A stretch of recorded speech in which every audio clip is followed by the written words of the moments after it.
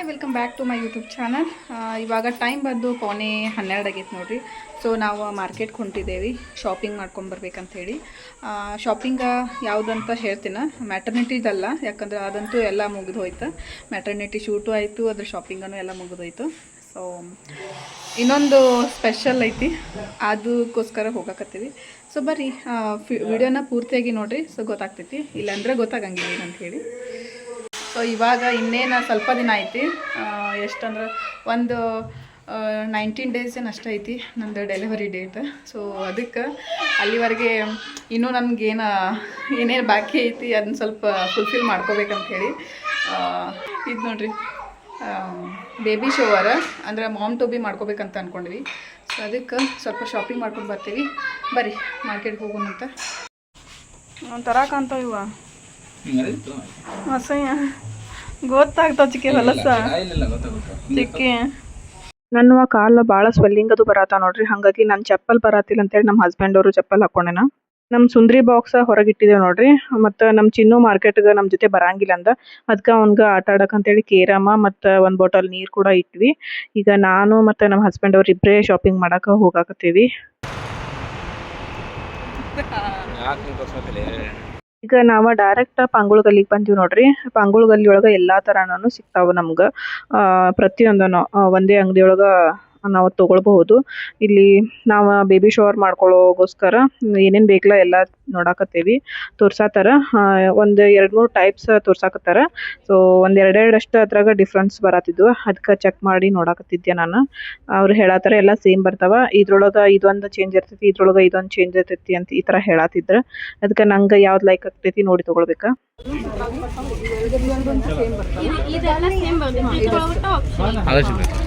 ಕಾಲದ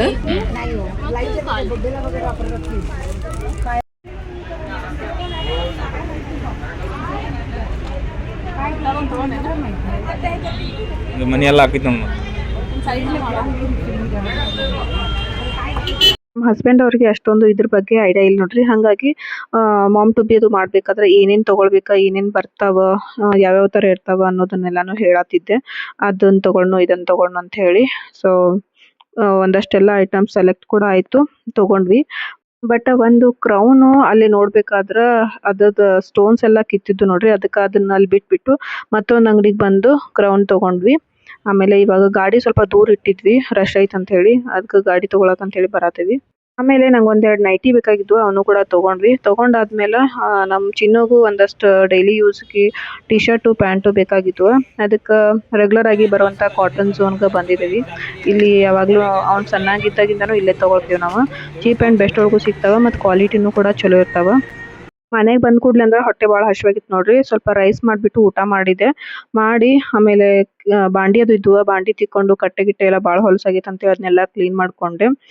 ಯಾಕಂದ್ರೆ ಇವತ್ತನ ma'am to B ಅದು ಫಂಕ್ಷನ್ ಮಾಡ್ಕೋಬೇಕಂತ ಪ್ಲ್ಯಾನ್ ಐತಿ. ಅದಕ್ಕೆ ಒಂದಷ್ಟು ಕೆಲಸ ಎಲ್ಲ ಮುಗಿಸ್ಕೊಂಡೆ.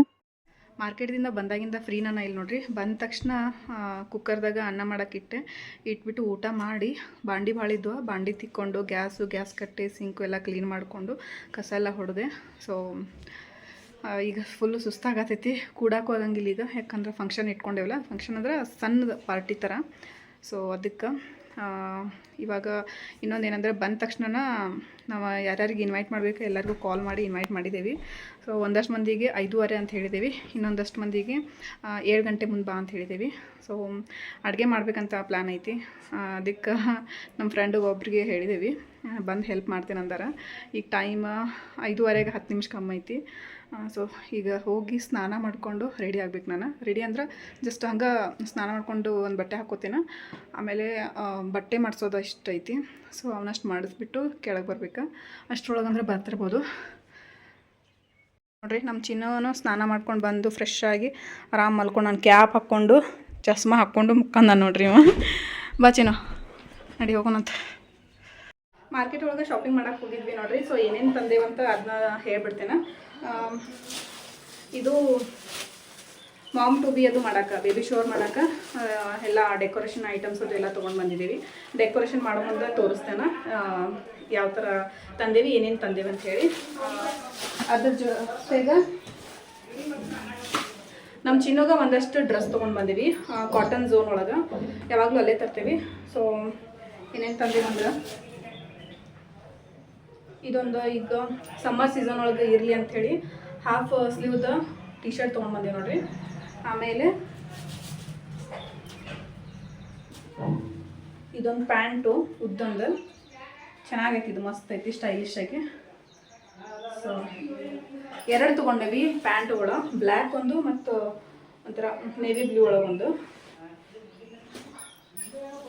ಇನ್ನೊಂದು ಟಿ ಶರ್ಟ್ ತೊಗೊಂಡೇವಿ, ಅದು ಕಾಲರ್ದು ನೋಡ್ಬೋದು. ಇದು ಈ ಥರ ಕಾಲರ್ ಒಳಗಿಂದ ಟಿ ಶರ್ಟ್ ಒಂದು. ಆಮೇಲೆ ಇನ್ನೊಂದು ಟಿ ಶರ್ಟು, ಇದು ಫುಲ್ಲು ದಿಪ್ಪ ಐತೆ ನೋಡ್ರಿ, ಫುಲ್ ಸ್ಲೀವ್ ಐತಿ. ಇದು ಸ್ವಲ್ಪ ನೋಡಕ್ಕೆ ದೊಡ್ಡವನ್ನ ತೊಗೊಂಡೀವಿ, ಯಾಕಂದ್ರೆ ಈಗ ಬೇಗನ ಅವೆಲ್ಲ ಸಣ್ಣವಾಗ್ಬಿಡ್ತಾವೆ ಅದಕ್ಕೆ.